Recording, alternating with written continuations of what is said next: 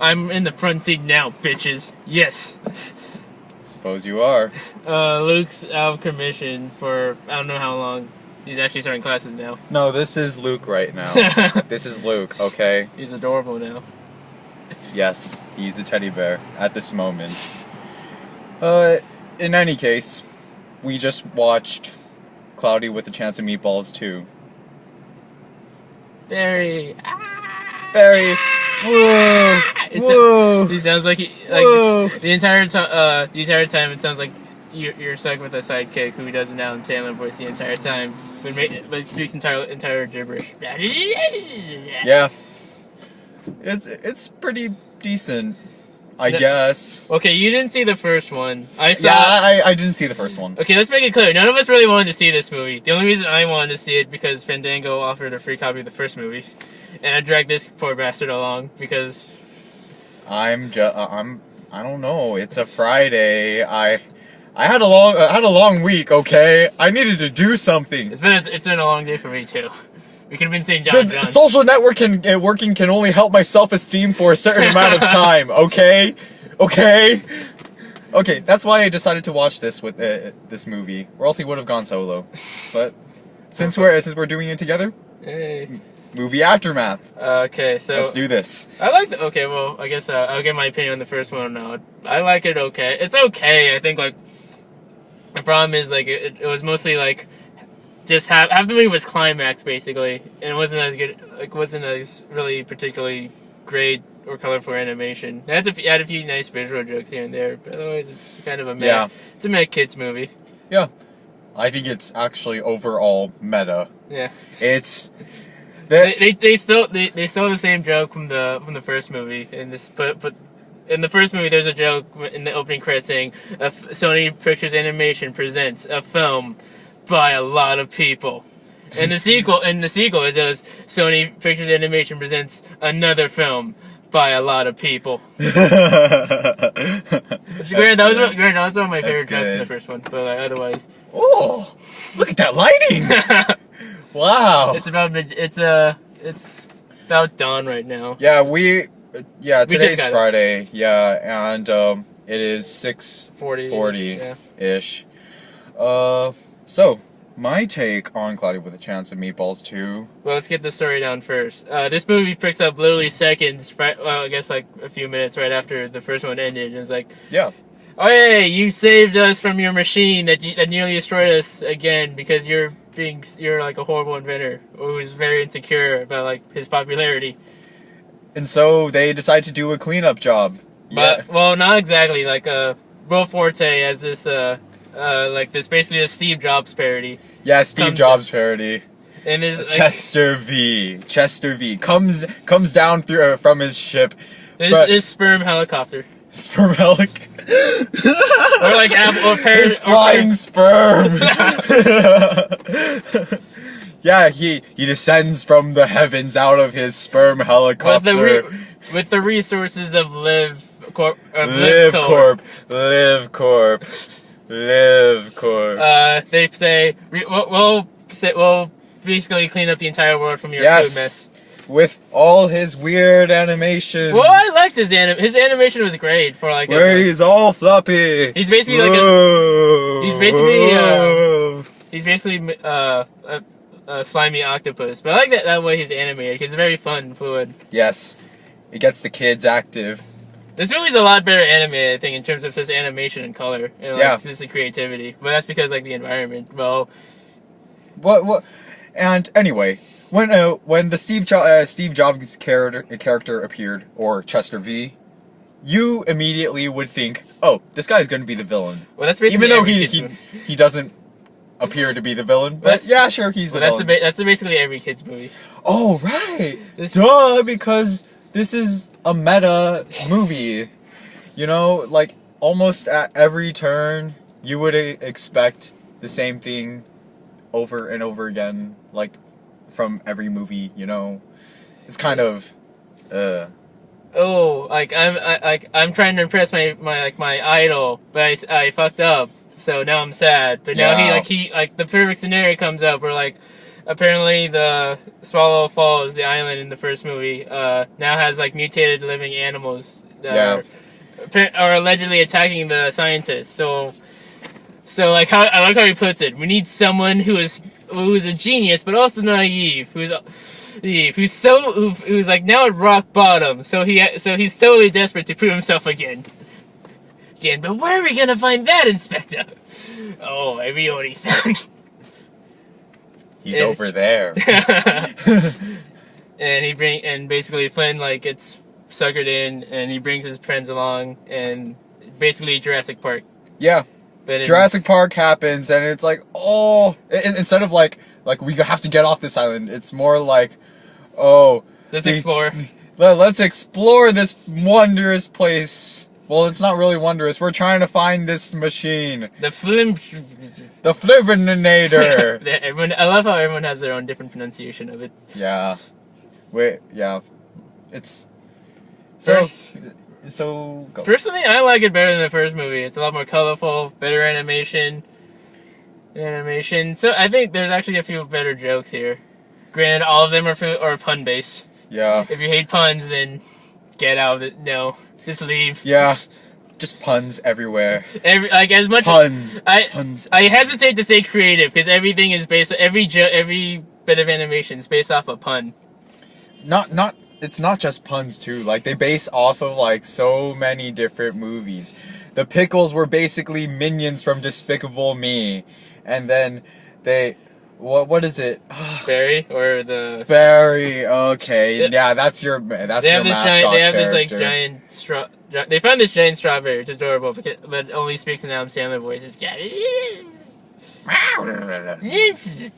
and then also later on in the movie does weird hand motions. This whole movie loves hand motions. This movie's basically this movie kind of feels like, in terms of art style, it feels like a very expensive Cartoon Network movie. But like in a good, I mean that in a kind of a good way.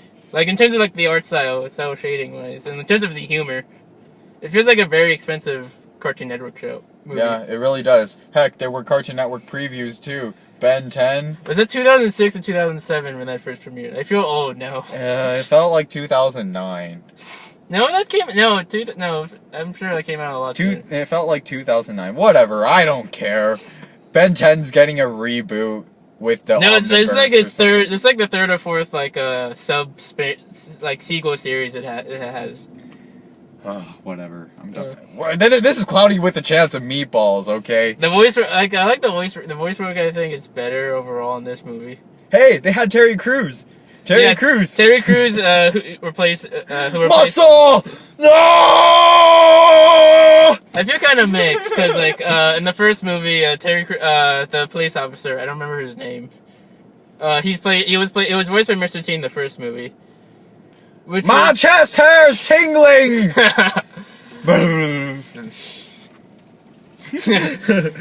I can't make my pecs shift. I don't have any. We're not into the series long enough to like start like taking off our shirts. I have an A cup, guys.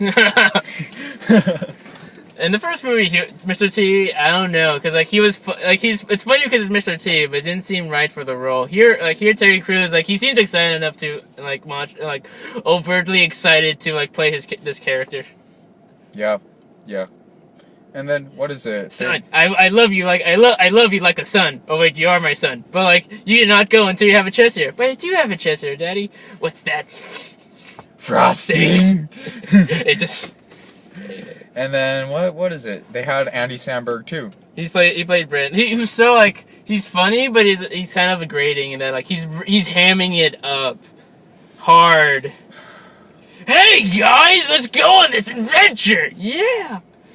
Thanks, Tree. Yeah, it's a little too hard for my taste. It's kind of worse than the first movie. Okay, like Cloudy with a Chance of Meatballs, it's animated to the extreme. What I mean by animated, it's the characters, like their expressions and whatever they do.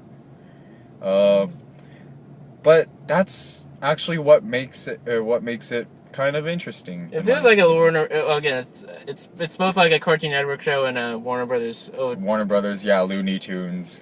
This movie is not like a particularly good script in terms of like run jokes, but it feels like the animation works well enough to compensate. Yeah. And honestly, in terms of story structure, this is better. It's more of a three. It's better, but it's not exactly groundbreaking. You know. Well, from someone who watched the first movie, like this movie actually has like a closer to enough of a 3-arc structure, and things feel more developed about it. And the first movie is just like it's basically like bullet point storytelling in terms of like sad father, why don't you love me? But there's no like space in between for anything to really breathe. Because like by the 45-minute mark in the first movie, it was already like the big climax. It kept going on. Here, like it takes about 20 minutes or so to get to the actual island. What I like about this movie, actually, I also like is the Steve Jobs parody and how like LiveCorp is basically Apple, and it tries to feed off of all these inventors and and other crazy people, and then the design of that's really nice because it's basically a giant light bulb, but everything's like a glass tile or white an orange surface, and like there's a coffee station every 10 feet. Coffee, soy latte, cappuccino, frappuccino.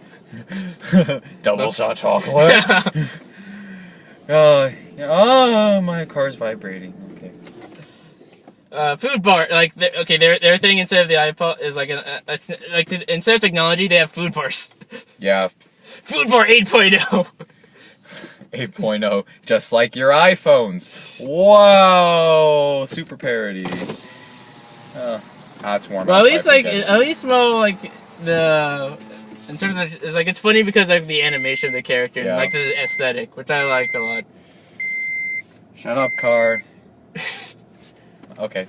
But I like this movie better than the first one. I actually recommend. It has like you didn't see it in 3D, but it looks like it would have pretty decent 3D. If you're being pulled by someone like this guy over here to go watch this movie, then you might as well just watch it. It's a decent enough time. Though this guy kept looking at his phone.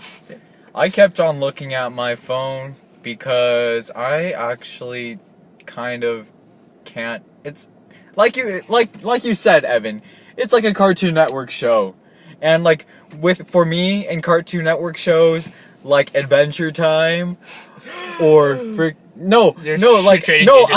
if you hate Adventure Time. No, I don't hate Adventure Time. It's just that they capture so much of my attention that I start losing attention. Like, I need to take a break. It's very loud. This is very loud. Like, it's very extravagant.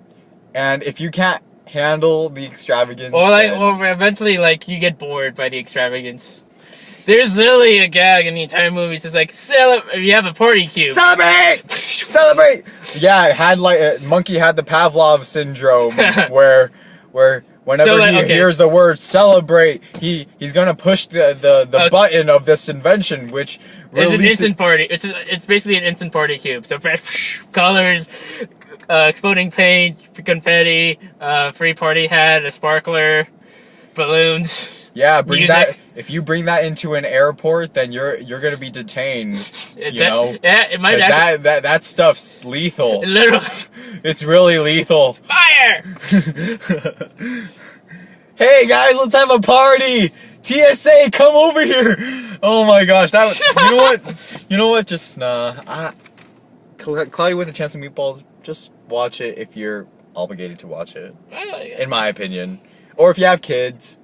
But then I highly doubt that our viewers right now are actually full-grown adults with children. But sure, go for it. You'd be surprised how much people like stuff like the Lorax, which I couldn't stand. The Lorax. Yeah. Tree huggers. Hey, not that I don't like trees, but then it's just like Lorax. It's kind of freaky. It's freaky. It's a giant mustache. But then the mustaches in this movie were pretty cool. Mustache! the dad, oh my gosh. James Caan. I love the monkeys is funny and like just because he shouts things. Just like that's one of those like Steve, chimpanzee, Steve, mustache, banana, monkey. Cause I'm gonna get my vote. Celebrate! Okay, The movie's just like weird. Just like it's funny because like it's again it's Cartoon Network, so like it's sort of like just because it captures like a right. No, of, like, this is Sony Pictures. This is Sony Pictures. Filmed by a lot of people. That's all we can say. I think we should move on to the previews because really there's nothing else. Yeah. Actually, okay. This is my opinion right here. The girl character is actually really cute. Yeah. Oh my gosh, I would fall in love with her. Anna Faris's character, yeah. Because she's really cute, and then like she's confident. Her hair animation is like so. Oh my gosh, I don't know why, but it's sexy. Like when she goes into like almost Girl Scout mode, it's like, oh my gosh. It's like I gotta take her home. It's like that trope. I gotta take her home. It's like that trope, Super Pixie Dream Girl or something. Yeah. Yeah. Yeah. It's like, well, you need backup. Yeah. Barry, Sam. These are adorable. Okay. Some of the fruit puns are pretty creative. There's water, melon, Fint. Yeah. Shrimpanzee. Well, like most of the like the jokes. Taco Supreme. Honestly, most of the jokes, most of like the big extravagant food and mold puns they made is all in the trailer. Really. Yeah. There are a few interesting ones. Let me think. The tomato one was like it was pretty. Tomato. Funny. What's that? Oh, it's just a tomato. And then the marshmallow creatures were pretty cute. They were Michelin Man. What? Michelin Man. Yeah. Oh, you'll see the Michelin Man in the movie. Cameo appearance. Some of them. Okay. I like it. I say it's an improvement over the first one overall in terms of like just like a story, in terms of animation, in terms of comedic jokes. Guess we go into previews now. Previews. Okay. Since it's a kids movie, first we obviously got the Christian story about a pop singer, Grace Unplugged.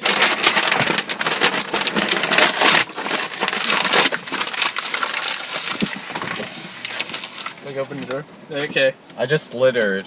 You know what? I'll go back and get that. But I'm not gonna watch this movie. Your fight. You're fighting against God. I think that's actually a line from the trailer. It's something that I'm paraphrasing more or less. But this is your fighting. You're not only fighting God. You're fighting yourself. So did whatever. You have more posters. I want to tear them all up. You know what? Well, you don't want to tear up the Don John or Riddick posters. Well, maybe Riddick, because I know you were the biggest fan. I had expectations for that movie. Okay, what other trailers we had? Well, yeah, Grace Unplugged. Not gonna watch it. We have Gravity next week. It's coming out against Gravity next weekend. Are we really gonna watch anything else?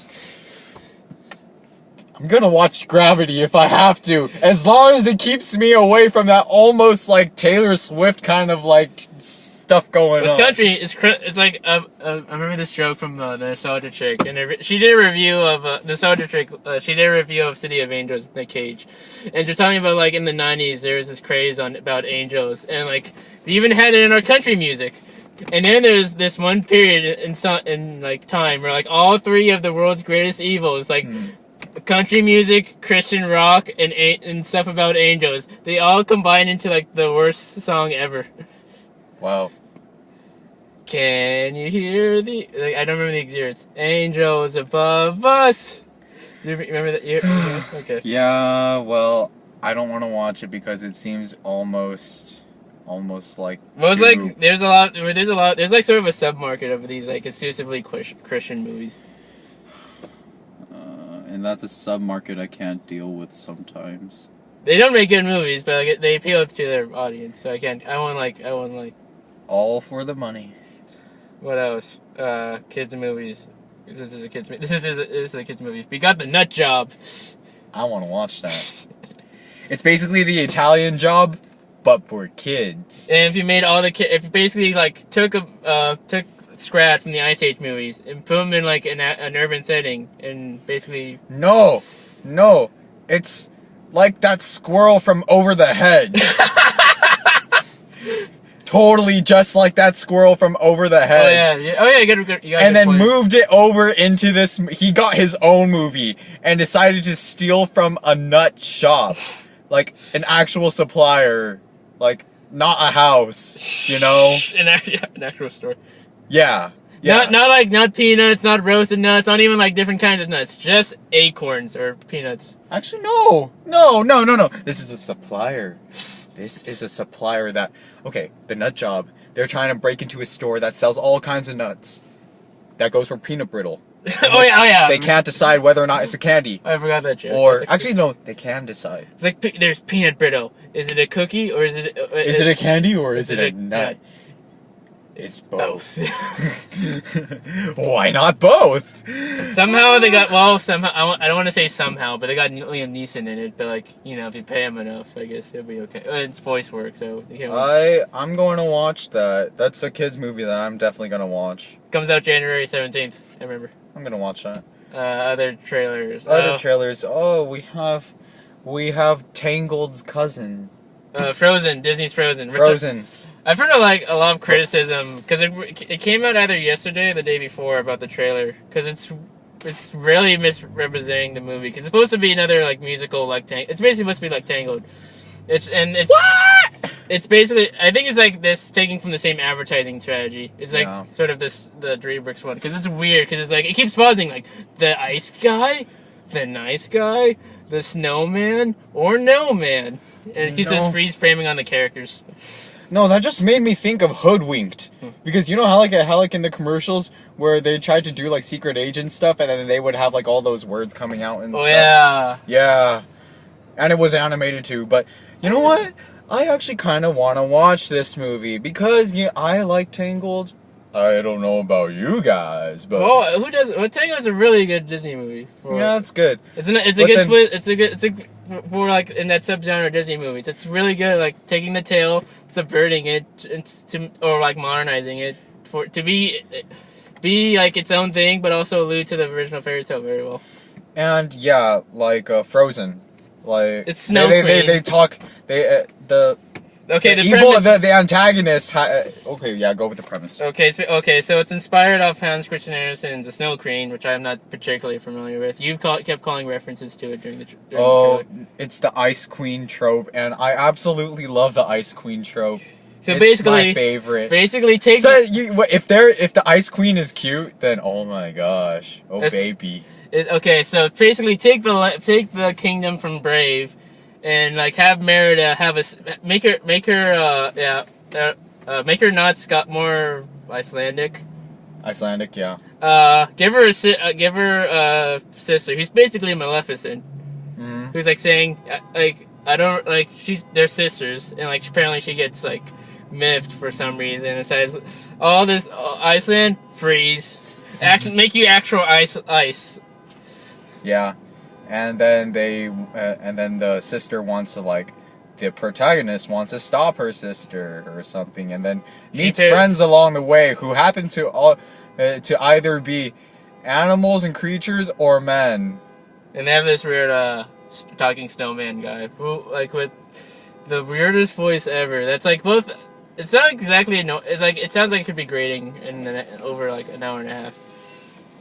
Yeah. It's basically okay. They keep playing with the snowman aspect. It's like they shove the carrot into his nose. It's like he looks like a mini unicorn. I actually thought that logic was weird. I'm fairly confident it's gonna be pretty good. As the advertising just makes it look weird. Yeah, I'm gonna watch it though. Yeah, there's my quota. I'm only gonna watch those 2 children's movies. We had other trailers. Tangled, and yeah, there was another trailer. There was Freebirds. Turkeys, Thanksgiving season. Again, isn't it weird? They're basically framing the turkeys as the Indians, and then the white men as the white men. Basically. History subverted. Yeah, I'm not. That's Ender's Game, but then we already talked about that. You keep falling asleep every time, which is sort of like you keep zoning out. Or I just take out my phone. I love my. We had the Lego Movie trailer. which Lego Movie. I'm psyched for. Good, but I know you keep your. That's my quota. That's my quota. I'm only gonna watch those two, unless I move out the nut job and move in Lego Movie. Well, both are like within a couple of weeks of each other. Or it depends on how much money I'm gonna be spending that day. Cause you know what? Yeah, another. I'm trying to think. I think that's most of the That's most of the ones the notable ones I could think of. I think that's all the trailers. Really? That's all I could think of. Because yeah, that's pretty much all the trailers. That's basically. Yeah. Good day. Overall, today was. Exactly. It's a long day, but it was for you. It might have been a long day. For me, it's kind of like a almost below average. But then Cloudy with a Chance of Meatballs made it a little better. Okay. But tomorrow, well, okay. So I guess we're at the end. Yeah, basically. we're watching. We're gonna be watching Don John tomorrow. Yeah. Yeah. So. With whole bunches of guest stars. Whole bunches and. Maybe a new set. Maybe a new set. Maybe. We're gonna have to move you out soon. Good. You contributed so much into this review, Luke. Thanks, Luke. Okay. Star Trek. Star Trek. Dude!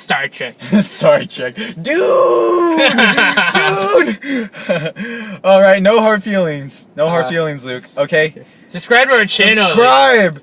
Follow our Twitters, Get Glue. I'm on Hummingbird. This guy's on Get Glue. Oh, and Twitter. Mostly Twitter. Just follow us. Networking is great. Yeah. We love talking. We love talking about movies, other media.